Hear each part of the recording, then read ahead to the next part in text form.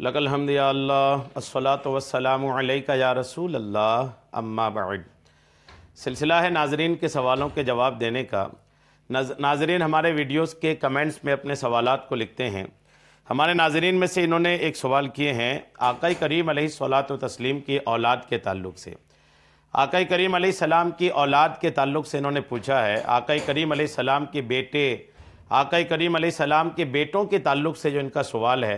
और इन्होंने सवाल में ये भी लिखा है कि आका करीम अलैहिस्सलाम की बेटों का तज़किरा कम होता है, और बेटों के तज़किरे में इन्होंने उलमाए किराम के ताल्लुक़ से भी लिखा है कि उलमाए किराम बहुत कम इनके औलाद का तज़किरा करते हैं।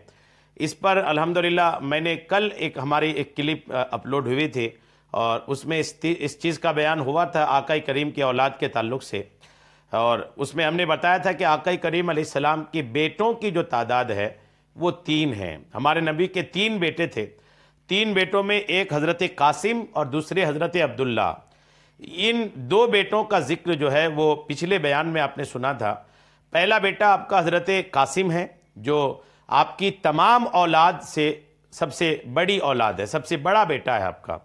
उसके बाद आपकी 4 बेटियां हैं। उसके बाद आपका सबसे छोटा बेटा है हज़रत अब्दुल्ला।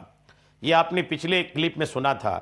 और मज़ीद डिटेल के लिए आपको वो जो पार्ट 1 है इसका वो सुनना चाहिए हुजूर के बेटों के बयान में। अल्हम्दुलिल्लाह आपको उससे बड़ा इल्म हासिल होगा। आज मैं ये दूसरा क्लिप आपको पेश कर रहा हूँ आका करीम अलैहिस्सलाम की औलाद के ताल्लुक़ से। आका करीम की औलाद पर जो दूसरा बयान है वो हम शुरू करते हैं हज़रत सैयदना इब्राहीम रज़ियल्लाहु ताला अन्हु पर।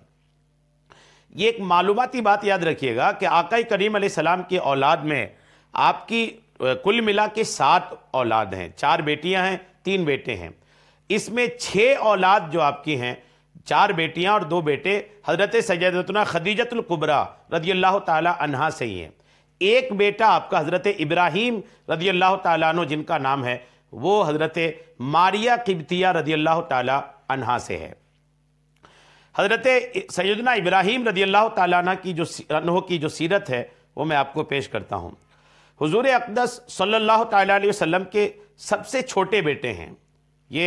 हज़रत अब्दुल्ला से भी छोटे बेटे हैं ये, चूँकि हज़रत अब्दुल्ला जो छोटे हुए हज़रत खदीजतुल कुबरा के से जो औलाद हुई उनसे, फिर मारिया किब्तिया से ये बाद में आपका बेटा पैदा हुआ। ज़ुल्हिज्जतुल हराम 8 हिजरी को मदीने मुनव्वरा के करीब मकाम आलिया में ये पैदा हुए थे। आपकी विलादत गाह को मशरबे उम्मे इब्राहीम कहते हैं। अल्हम्दुलिल्लाह रसूलुल्लाह का बेटा पैदा हुआ तो जिस जगह आप पैदा हुए थे उस जगह को मशरबे उम्मे इब्राहीम कहते हैं। मशरबा मतलब बाग और उम्मे इब्राहीम यानी हज़रत इब्राहीम रज़ियल्लाहु ताला अन्हु की वालिदा हज़रत मारिया रज़ियल्लाहु ताला अन्हा। मदीने मुनव्वरा में हिर्र शर्किया के करीब एक बाग था, पहले उसे महरोज़ कहते थे। हज़रत इब्राहीम रज़ियल्लाहु ताला अन्हु की विलादत यहीं हुई, एक बाग में, एक बगीचे में इनकी पैदाइश हुई, इसलिए इसे मशरबे उम्मे इब्राहीम कहने लगे। पहले महरोज़ कहते थे और बाद में फिर उसका नाम मशरबे इब्राहीम पड़ गया। यहाँ एक मस्जिद बनाम मस्जिद मशरबे उम्मे इब्राहीम भी थी। पहले एक मस्जिद भी वहाँ पर बनाई गई थी, इसी तारीख़ी बात की तरफ इशारा करते हुए कि यहाँ रसूलुल्लाह का एक बेटा पैदा हुआ था। सरकार मदीना सल्लल्लाहु ताला अलैहि वसल्लम का उसमें नमाज पढ़ना साबित है। वो मस्जिद थी और उस मस्जिद में हमारे नबी के नमाज पढ़ना भी साबित है। ये वफ़ाउल वफ़ा बे अखबार दारिल मुस्तफ़ा जिल्द 3 सफ़ा 35 में ये बातें लिखी है। आजकल ये मुक़द्दस मशरबा यानी वो जगह मशरबे उम्मे इब्राहीम जो है ये मुबारक बाग कब्रिस्तान बना हुआ है। आजकल वहाँ एक कब्रिस्तान है और उसे 4 दीवारी में बंद भी कर दिया गया है। उस कब्रिस्तान को 4 तरफ से घेर कर बंद कर दिया गया है। और यहाँ आशिकाने रसूल का दाखिला भी ममनू है, किसी को दाखिल होने नहीं दिया जाता है। कब्रिस्तान के दरमियान एक छोटी सी कदीम मस्जिद है जिसके सिहन में एक नहायत ही खस्ता हाल कुआं है। एक मुअर्रिख का बयान है कि मुझे जब भी दाखिले में कामयाबी मिली मैंने उस मस्जिद में तदफीन का सामान पाया है। उस मस्जिद में तदफीन का, दफन का सामान पाया है। मौजूदा 4 दीवारी के बाहर पुरानी तर्ज की एक बगैर छत की मस्जिद बना दी गई है। एक मुहक्किक का कहना है कि उसकी कोई तारीख़ी हैसियत नहीं है। असल मस्जिद शरीफ مشربہ یعنی باغ شریف کے اندر ہی ہے، یہ بات یاد رکھنی چاہیے۔ ایک طویل حدیث میں ہے کہ حضور اکرم صلی اللہ تعالیٰ علیہ وسلم نے فرمایا، بے شک جبریل علیہ السلام نے مجھے خوشخبری دی کہ ماریا سے میرا بیٹا ہوگا۔ حضرت جبریل نے آقا کریم علیہ السلام کو یہ خوشخبری دی کہ یا رسول اللہ، سیدتنا ماریا سے آپ کا ایک بیٹا پیدا ہوگا جو مخلوق میں سب سے زیادہ، حضور فرماتے جبریل نے مجھے خبر دیا بیٹا ہوگا، اور وہ بیٹا مخلوق میں سب سے زیادہ میرے مشابہ ہوگا، شکل میں ہو بہو وہ بہت زیادہ میری طرح ہوگا۔ جبریل علیہ السلام نے یہ بھی کہا کہ میں اس کا نام ابراہیم رکھوں۔ اللہ کی طرف سے ان کا نام بھی طے ہو کر کے آیا تھا اور نام رکھا گیا تھا حضرت ابراہیم۔ اور جبریل علیہ السلام نے مجھے ابو ابراہیم کہہ کر مخاطب بھی کیا، یعنی ابراہیم کے والد، الحمدللہ۔ تو یہ حضرت ابراہیم ان کا نام ہوا، اور حضرت ابراہیم علیہ السلام نے پیشگی طور پر الحمدللہ ان کی خوشخبری بھی دی تھی۔ حضرت ابراہیم رضی اللہ تعالیٰ عنہ کی ولادت کی خوشخبری سب سے پہلے حضرت ابو رافع رضی اللہ تعالیٰ عنہ نے مقام عالیہ سے مدینہ منورہ آ کر بارگاہ اقدس میں سنائی۔ چونکہ وہ ایک باغیچے میں پیدا ہوئے تو ان کی پیدائش کی جو خوشخبری ہے سب سے پہلے مدینے میں آ کر کے جنہوں نے سنایا وہ حضرت ابو رافع رضی اللہ تعالیٰ عنہ صحابی رسول ہیں۔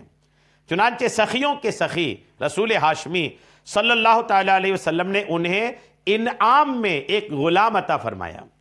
آقا کریم کو بیٹے کی خوشخبری جنہوں نے سنایا، آقا نے ان کو انعام کے طور پر ایک غلام عطا فرمایا۔ حضرت ابراہیم رضی اللہ تعالیٰ عنہ کی ولادت ہوئی تو حضرت جبریل امین علیہ السلام حاضر دربار ہوئے اور ان لفظوں سے سلام عرض کیا، السلام علیک یا ابا ابراہیم، یعنی اے ابراہیم کے والد محترم صلی اللہ تعالیٰ علیہ وسلم، آپ پر سلام ہو۔ ادھر حضرت ابراہیم کی پیدائش ہوئی ماریا قبطیہ سے، اور ادھر حضرت جبریل علیہ السلام حضور علیہ السلام کو آ کر کے یوں سلام پیش کرتے ہیں کہ السلام علیک یا ابا ابراہیم۔ الحمدللہ، کیا شان ہے آقا کریم کی عظمت و شان کے۔ یہ مستدرک کی روایت ہے۔ حضرت انس بن مالک رضی اللہ تعالیٰ عنہ سے روایت ہے، سرکار عالی وقار صلی اللہ تعالیٰ علیہ وسلم نے فرمایا، رات میرے بیٹے کی ولادت ہوئی۔ حضور فرماتے رات کو میرے بیٹے کی پیدائش ہوئی، میں نے اس کا نام اپنے والد حضرت ابراہیم علیہ السلام کے نام پر ابراہیم رکھا۔ زبیر بن بکار رحمۃ اللہ علیہ کی روایت میں ہے کہ ولادت کے 7ویں دن آقا کریم نے حضرت ابراہیم رضی اللہ تعالی عنہ کا عقیقہ کیا اور 2 مینڈھے آپ نے ذبح فرمائے۔ مینڈھا ایک جانور ہوتا ہے بکری جیسا، آقا نے 2 مینڈھے ان کے عقیقہ کے طور پر ذبح فرمایا۔ اسی روز حلق بھی کروایا، 7ویں دن آپ نے عقیقہ بھی کرا، حلق بھی کیا، سر بھی منڈوایا اس بچے کا، اور مبارک بالوں کے وزن برابر چاندی مسکینوں پر خیرات فرمائی۔ عقیقہ کرنے والوں کو یہ دھیان رکھنا چاہیے کہ جانور بھی ذبح کریں اور بچے کے جو بال اتروائے ہیں وہ بالوں کے وزن کے برابر چاندی بھی صدقہ کرنی چاہیے۔ اور